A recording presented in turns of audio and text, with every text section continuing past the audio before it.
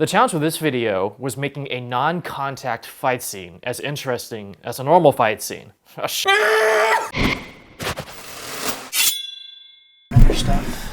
Is rendering? Trying to. Literally nothing is working today. I've made 0 progress. Literally nothing's working. What are we doing? Yeah. We're gonna see if we can hold our breath as long as they do in the movies. Wait, what? What? What do you mean? What are we doing? They have all these underwater scenes in movies, particularly Tom Cruise does this all the time. And they hold their breath, and I want to see if we can hold our breath as long as they do in the movie scenes. I already know I can't.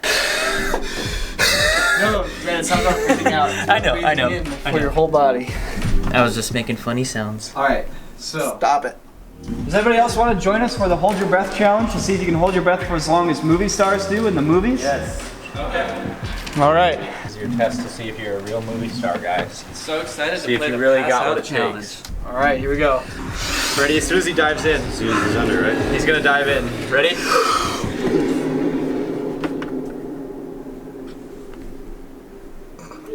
Good. Already? I got lightheaded. Whoa.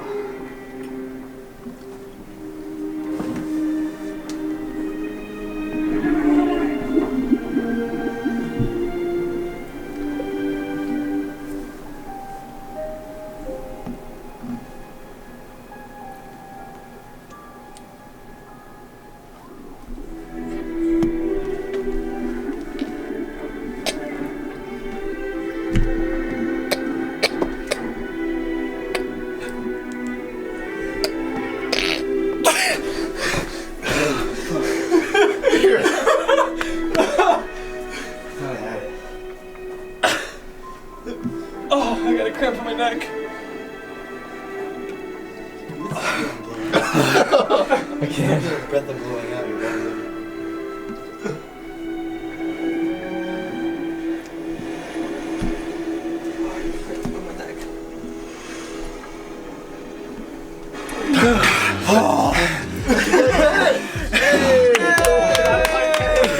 I almost burst out laughing when Ren started breathing because it took him like 2 seconds. So I tried hyperventilating myself, but then I ended up just making myself really lightheaded, so I started seeing spots all over the place, and I lost control of my legs.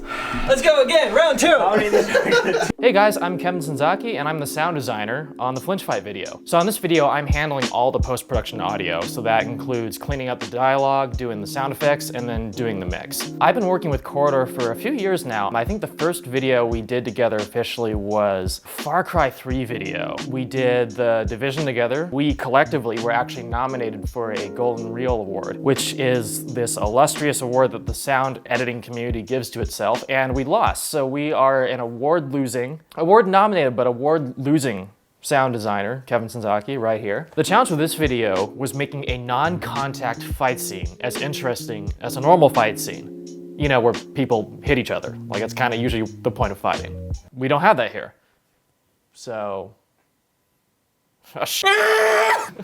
So normally in a fight scene, there's what I call like a 1-2 rhythm to it, which is basically like your whooshes before the hit and then your actual hit. So when someone's coming in to punch, you have whoosh hit, whoosh hit. It's a 1-2, 1-2 thing. And that's usually what you build the rhythm of the fight scene around. Anticipation, like the whoosh is building excitement, and then you have a release, you have a hit. And you play with that in terms of your timing, your pitch, and your rhythm, and that's how the fight scene hangs together dramatically. In this situation, we have all this anticipation, we have all these punches that are coming in, but there's never a resolution. I found that I had to do Foley for almost everything, and Foley, that's all those little incidental sounds related to characters moving. It's usually their footsteps, it's usually their cloth moving around. You usually don't need to do that much Foley. In this fight scene, where there's no actual hits, I found that by giving it Foley so we could really hear every footstep, that helped fill in the silence that's created by them not punching each other in the face. I found rhythmically that was actually really important. So it was a lot of placing like a little shoe scuff or a little shoe squeak right when they flinch. You get that sort of connection to the character. You get a dramatic response from them when you normally have like a big, kapow. The question that people have a lot of times is, what's the difference between a sound editor and a sound designer? And the answer is... We're gonna do them for the rest of the Keep day. going until there's one that none of us can do. We're gonna keep going until nobody's conscious to press play on the next one. Sit on this one. What if I pass out though? Alright, the next one is one of my favorite scenes. Me too. And then after this, we're gonna go to some difficulty. We're gonna do some Tom Cruise after this. Oh, fuck. You've seen The Kingsman. I know. Oh no, I know exactly where you're going. Alright, you're sleeping in your bed. we- Can't tell anything's wrong.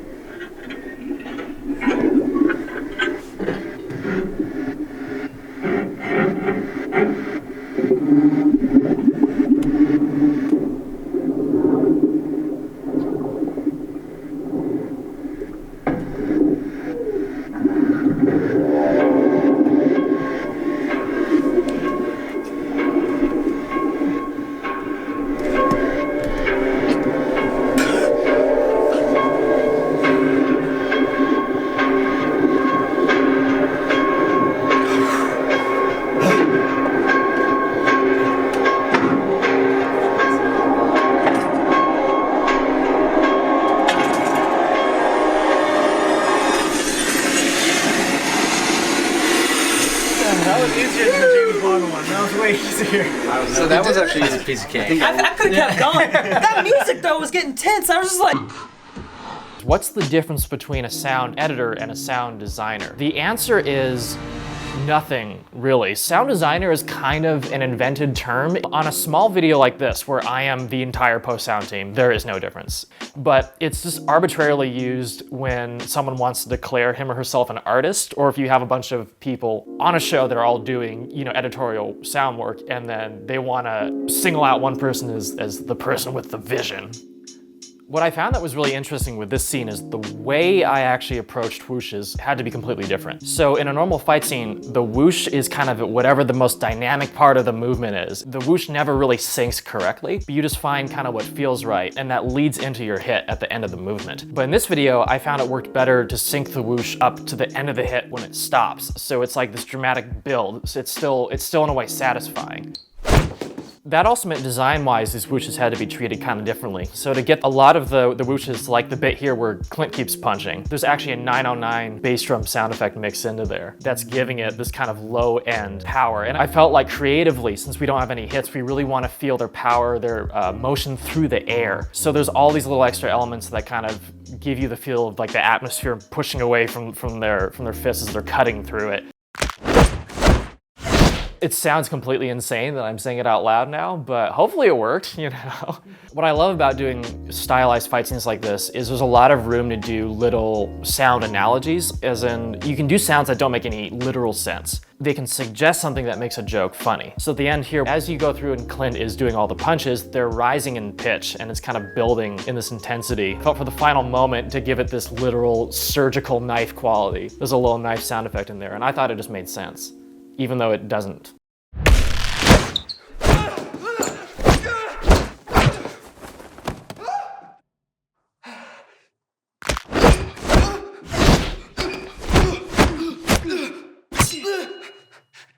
Dude, chill. Yeah, I had a lot of fun doing this one. This was a great little challenge because, you know, I normally don't get to do a fight scene where people don't hit each other. Peace is the way, you know? Non-violence. So yeah, I think we got it. I don't know, you tell me if we did it. I just want to finish this. Alright guys, Can you hold your breath longer than Tom Cruise? guys, this one is very difficult. This is impossible. Did you chop this up? I'll get as far as I Yeah. can. Tom Cruise passes out in this scene. You only. Even Tom Do we get to pass out too? So you don't. you only have to make it as long as until he passes out. Yeah, once he gets rescued or whatever, you're good.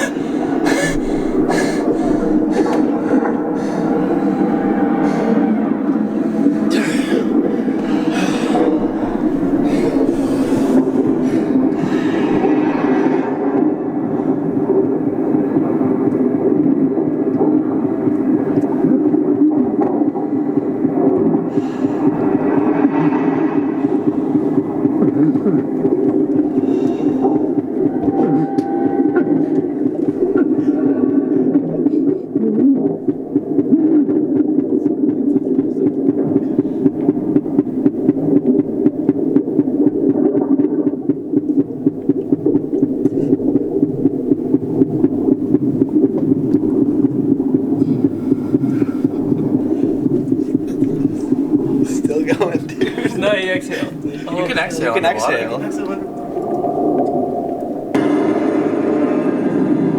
I forgot about the exhale. I forgot about the exhale.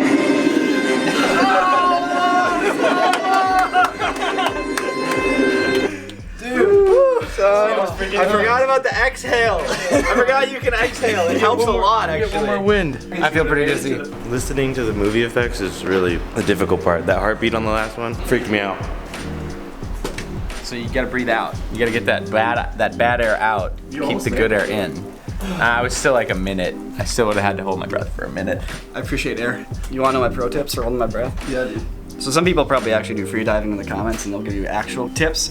But general rule of thumb is you hyperventilate for as long as you want to hold your breath. Breathe for your whole body.